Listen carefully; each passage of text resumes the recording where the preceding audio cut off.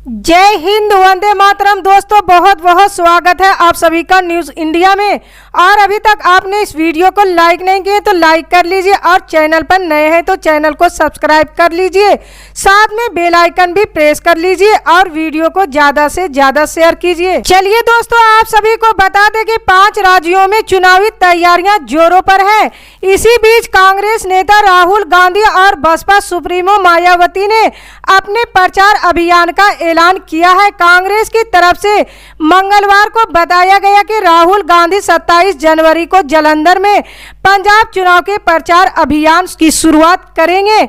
इसके साथ ही मंगलवार को बसपा ने मायावती के चुनाव प्रचार की जानकारी दी। मायावती 2 फरवरी को आगरा में पहली चुनावी सभा को संबोधित करेंगे। बसपा के राष्ट्रीय महासचिव सतीश चंद्र मिश्रा ने बताया कि मायावती की रैली के दौरान कोरोना नियमों का खास ख्याल रखा जाएगा।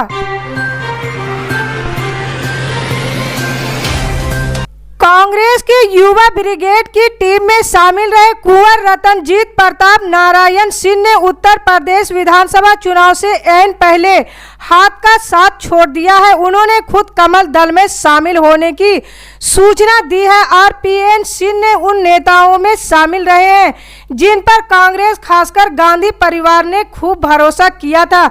यहां तक कि वो कई बार लोकसभा का चुनाव लड़े लेकिन हारते रहे और जब 2009 में जीते तो पहली बार संसद पहुंचने पर ही कांग्रेस ने उन्हें केंद्रीय भूतल परिवहन राज्य मंत्री बना दिया था। बाद में उन्होंने केंद्रीय गृह राज्य मंत्री भी बनाया गया था। आजादी का अमृत महोत्सव के तहत एनसीसी की ओर से 26 जनवरी से विशेष अभियान शुरू किया जाएगा। एनसीसी की ओर से 26 जनवरी से शुरू होने वाला ये कार्यक्रम 15 अगस्त तक चलाया जाएगा। शहीदों का सशक्त नमन नाम से एनसीसी की ओर से ये अभियान देश भर में 15 अगस्त तक किया जाएगा।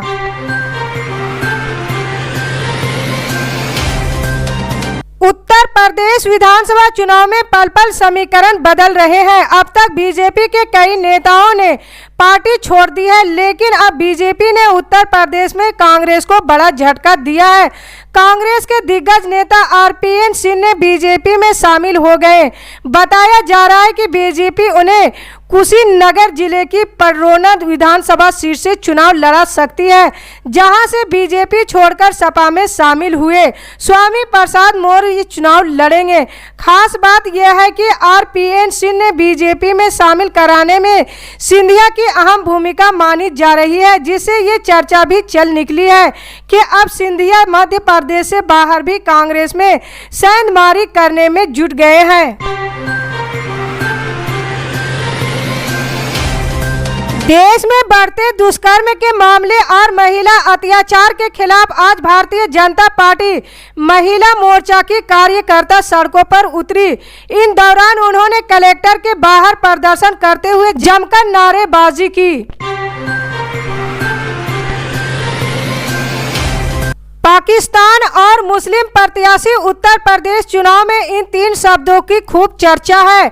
समाजवादी पार्टी ने सोमवार को अपने 159 प्रत्याशियों की लिस्ट जारी की, जिसमें 31 मुस्लिमों को टिकट दिया है। इस लिस्ट में कई मुस्लिम बहुल सीटों पर भी गैर मुस्लिमों पर दांव लगाया गया है। मध्य प्रदेश के सीएम शिवराज सिंह चौहान के खिलाफ धरने पर बैठे दिग्विजय सिंह कांग्रेस नेता कमलनाथ से ही भिड़ गए। अब इस घटना का वीडियो सोशल मीडिया पर वायरल हो रहा है। वायरल वीडियो में कमलनाथ कह रहे हैं कि दिग्विजय को शिवराज से मुलाकात की बात उन्हें बतानी चाहिए थी। इसके जवाब में दिग्विजय कहते हैं कि आपको बताने की जरूरत नहीं थी। क्या मुख्यमंत्री से समय लेने के लिए भी आपके थ्रू जाना पड़ेगा?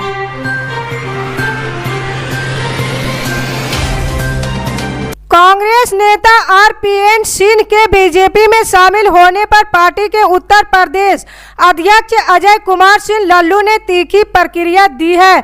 आरपीएन सिंह ने कांग्रेस छोड़ने पर प्रदेश अध्यक्ष अजय कुमार लल्लू ने कहा कि जिसको ईडी और सीबीआई का डर होगा वो चला जाएगा, किसी के जाने से कोई फर्क नहीं पड़ेगा।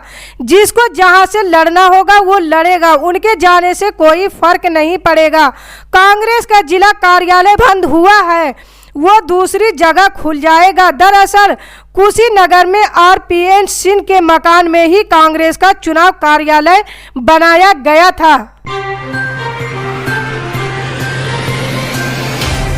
उत्तर प्रदेश विधानसभा चुनाव के लिए सपा ने अपने 159 उम्मीदवारों की पहली सूची जारी कर दी है, जिसमें ठाकुर समाज के नेताओं से ज्यादा ब्राह्मण समुदाय के लोगों को तवज्जो दी गई है। सपा ने पहली लिस्ट में ठाकुर समुदाय के 5 नेताओं को टिकट दिए हैं, जबकि 8 ब्राह्मण प्रत्याशी बनाए गए हैं। ऐसे में सवाल उठता है कि मुलायम सिंह के दौर में सपा में ठाकुर नेताओं का दबदबा रहा करता था, लेकिन अखिलेश यादव के एजेंडे से क्यों ठाकुर बाहर हो गए।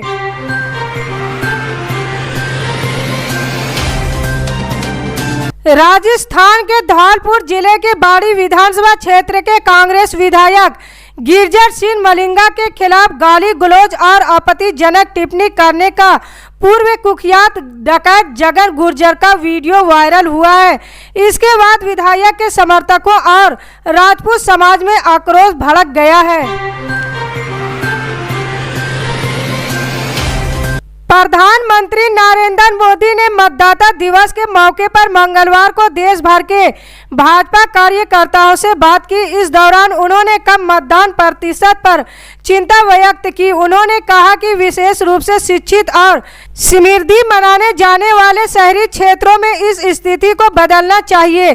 प्रधानमंत्री ने इस दौरान एक राष्ट्र एक चुनाव एक मतदाता सूची के मुद्दे को भी उठाया। उन्होंने कहा कि लगातार चुनावों से विकास कार्य प्रभावित होते हैं। उन्होंने कहा कि इस पर अलग अलग विचार सामने आने दें। यूपी में विधानसभा चुनाव बेहद करीब है। पहले चरण में मतदान 10 फरवरी को होगा। चुनावी रणभूमि में वार पलटवार और तीखे जुबानी हमलों का दौर जारी है। लिहाजा सुहेल देव भारतीय समाजवादी पार्टी के अध्यक्ष ओम प्रकाश राजभर ने कहा कि कार्यकर्ताओं की मांग है कि वो वाराणसी की शिवपुर सीट से लड़े, इसलिए उन्होंने ये फैसला किया है। साथ ही योगी के कैबिनेट मंत्री अनिल राजभर पर भी तीखा हमला किया है। बिहार के बेतिया में निगरानी विभाग की टीम ने बड़ी कार्रवाई की है। देर रात निगरानी विभाग ने एक घूसखोर एएसआई को गिरफ्तार किया। नगर थाने के एएसआई को निगरानी की टीम ने 1 लाख रुपये रिश्वत लेते रंगे हाथों पकड़ा। केस को मैनेज करने के नाम पर वो रिश्वत मांग रहा था। एएसआई को इसके सरकारी आवास से ही निगरानी की टीम ने गिरफ्तार कर जेल भेज दिया है। राज्यों में मृतकों की संख्या में इजाफा हो रहा है। केरल में एक सप्ताह में कोरोना मरीजों की संख्या में 65% की वृद्धि दर्ज की गई, तो आंध्र प्रदेश, जम्मू कश्मीर, असम, मध्य प्रदेश और गुजरात और तेलंगाना में 41% केस बढ़ गए। वहीं मृतकों की संख्या की बात करें तो महाराष्ट्र में एक सप्ताह में सबसे अधिक 307 मौतें दर्ज की गई। इसके बाद केरल, दिल्ली, बंगाल, तमिलनाडु और पंजाब का स्थान रहा। कुल मिलाकर देश में सप्ताह के दौरान 2672 मौतों के साथ मृत्यु दर में 91% की वृद्धि दर्ज की गई।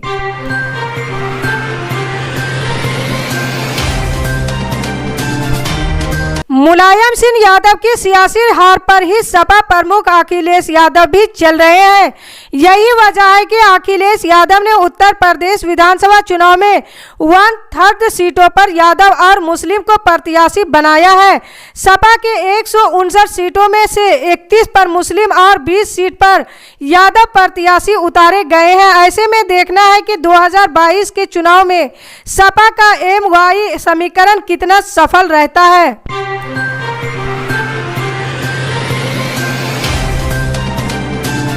भूपेश सरकार को मीसा बंदियों की पेंशन रोकने के मामले में तगड़ा झटका लगा है। बिलासपुर हाई कोर्ट ने मीसा बंदियों के हक में निर्णय लेते हुए दोबारा पेंशन सुविधा देने का आदेश सुनाया है। मीसा बंदियों की ओर से दायर याचिका पर मंगलवार को चीफ जस्टिस ए.के. गोस्वामी व जस्टिस एन.के. व्यास के डिवीजन बेंच में सुनवाई हुई। कोर्ट ने सुनवाई करते हुए सरकार के फैसले को दुर्भाग्यपूर्ण करार दिया है।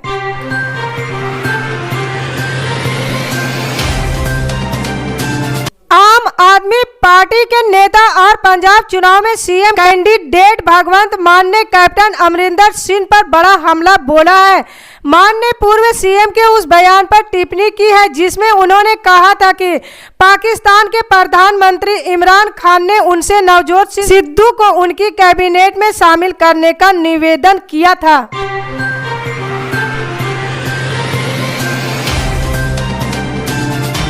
देश में कोरोना वायरस महामारी की स्थिति को लेकर केंद्रीय स्वास्थ्य मंत्री मनसुख मांडविया ने मंगलवार को सभी राज्यों और केंद्र शासित प्रदेशों के साथ बैठक की। इस दौरान मांडविया ने उन्हें सलाह दी कि कोविड जांच और टीकाकरण का डाटा समय से भेजें। इसी तरह की पल पल की खबर जानने के लिए जुड़े रहे हमारे न्यूज़ इंडिया के साथ। जय हिंद।